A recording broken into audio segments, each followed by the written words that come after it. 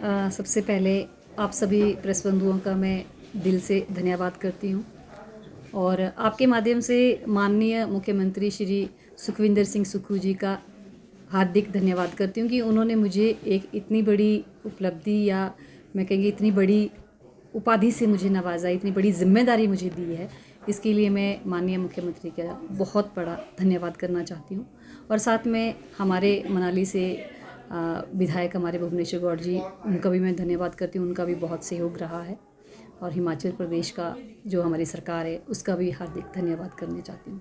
और साथ में जो ये मेरी जिम्मेदारी है, इसके तहत आपका कहना है कि 2.5 साल पर मैं ये कहना चाहूँगी कि जो जिम्मेदारी मुझे मिली है 2.5 साल बाद ही सही, लेकिन मिली है। प्राथमिकता मेरी ये रहेगी जितनी भी शिकायतें अभी तक यहाँ पे हैं उनका निवारण करना, और साथ में महिलाओं के साथ जो एट्रोसिटी होती है जिसके लिए उनके काउंसलिंग की ज़रूरत होती है, काउंसलिंग पहले से भी चल रहे हैं काउंसलिंग सेंटर, उनको सुदृढ़ करना। और सबसे बड़ी बात सोशल जस्टिस या इक्विटी, जेंडर इक्विटी की हम बात करते हैं, जो उसमें जस्टिस का कॉन्सेप्ट है उसको हिमाचल में सही तरीके से पेश करना, उसमें मैं अपनी इस जिम्मेदारी के माध्यम से भूमिका निभाऊंगी। और सबसे बड़ी बात जो मैं कहना चाहती हूँ वो ये है कि प्रैक्टिकली जब हम ग्राउंड पे काम करते हैं तो हम देखते हैं कि महिलाओं के साथ क्या स्थिति है, और महिलाओं की परिस्थिति को बेहतर करने के लिए, चाहे वो राजनीतिक है, चाहे वो सामाजिक है, चाहे वो आर्थिक है, क्या नीतिगत बदलाव होने चाहिए। जो आयोग का एक सिफारिश हम करते हैं उसके माध्यम से व्यवहारिक तौर पर ज़मीन पर जो हम समस्याएं देखेंगे उनको नीतिगत बदलाव तक लाने की पूरी कोशिश करेंगे। क्या आप 1500 के करीब शिकायतें हैं जो पेंडिंग है, लेकिन काउंसलिंग फिर भी कुछ हद तक करते रहे हैं हमारे ऑफिस के लोग।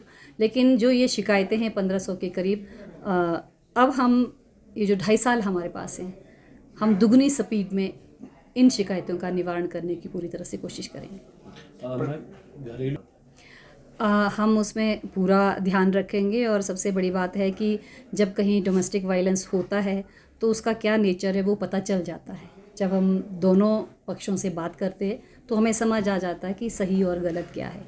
लेकिन फिर भी मैं ये कहना चाहूँगी कि चाहे वो सही है चाहे वो गलत है, लेकिन उसके पीछे की वजह क्या है उसको हमें आइडेंटिफाई करना और उसके तहत उनको न्याय दिलाना है। ये मैं कहना चाहूँगी कि मैं पहले भी कहती रही हूँ कि महिलाएं हैं तो हमें एक समान अवसर और समान जिम्मेदारी देने की कोशिश की जाए। हम यही मांगते हैं, हम बराबरी की बात भी नहीं करते।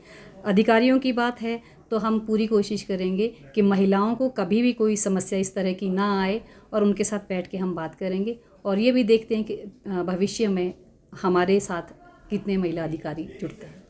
मैं महिलाओं को यही संदेश देना चाहती हूँ कि मुझ पे भरोसा करें।